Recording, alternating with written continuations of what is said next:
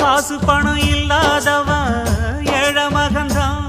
அவன் காட்டோரமா ரோட்டோரமா படுத்து தூங்குறான். சொத்து சொகம் உள்ளவனோ செல்வ மகன்தான். அவன் பஞ்சு மெத்த போட்டிருந்தும் முழிச்சு ஏங்குறான்.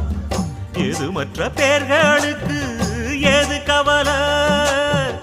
4 காசு வச்சிருந்தா 100 கவலை. இங்கு ஆசை வச்ச நெஞ்சுக்கெல்லாம் அமைதி இல்லையே. என்ன வேலை அது? என்ன